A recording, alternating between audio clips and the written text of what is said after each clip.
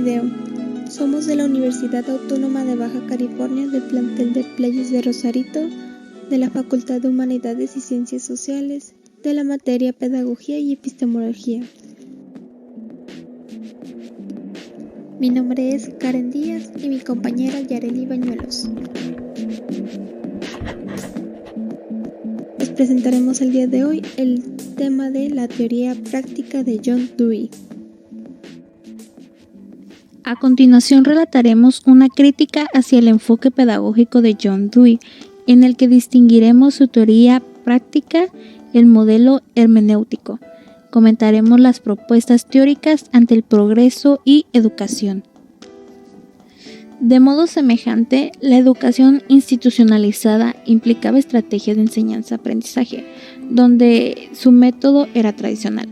A finales del siglo XIX, principios del XX, y donde Europa comenzaban a surgir grandes pensadores científicos y filosóficos, donde la perspectiva de la sociedad se desarrolló este movimiento pragmatista, el cual, según Charles Peirce, se deriva de la distinción kantiana entre práctico y pragmático. Al punto de vista de Dewey, se basaba en la actividad y experiencia, dado que se propiciaba la interacción de un ser vivo con su entorno físico en un asunto de conocimiento. En suma, el pragmatismo es un proceso de subjetivización de la razón, ciertamente al paralelo del positivismo. Veamos un poco de su vida personal. John Dewey nació en 1859 y murió en 1959. Fue un filósofo que ha influido en varias áreas de la ciencia de la educación, tal como la democracia, psicología y educación. A principios del siglo XX, dentro de un contexto histórico en Estados Unidos de América, se encontraba la Primera Guerra Mundial.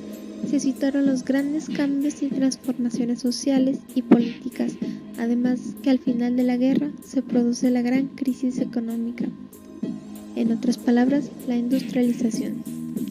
Al crecer con ese panorama, Dewey defendió la idea del cambio ante un progreso, así como la necesidad de adaptación a las transformaciones. ¿Cuáles son los antecedentes de los postulados de John Dewey? Contrapone la educación tradicional con ejercicio de facultades dentro de disciplinas morales y mentales. En efecto, se compara con los dilemas de otros autores, como Hegel, que toma la educación como un entorno para desenvolverse y crecer prolongadamente estable y prepararse con el objetivo de llegar a ser un candidato a adulto. Por otro lado, Herbert retoma la educación como formación esencial de los niños, mientras que Luke aprecia la educación como disciplina formal.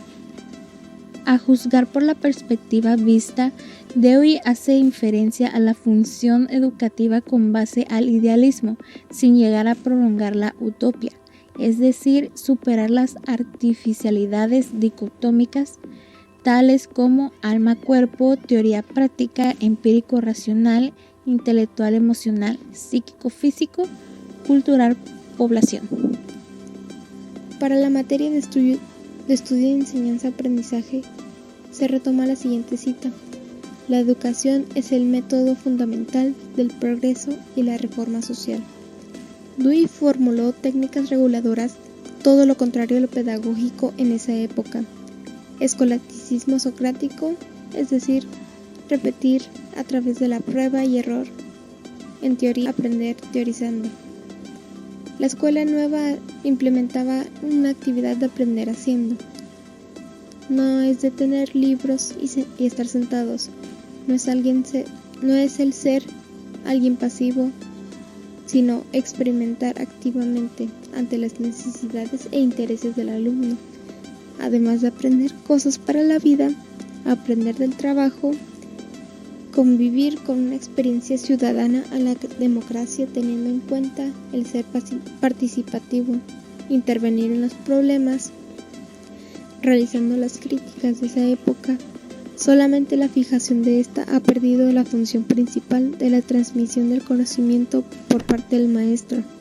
Hay que generar la curiosidad e interés del alumno.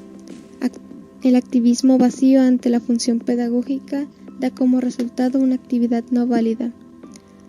La idea de John Dewey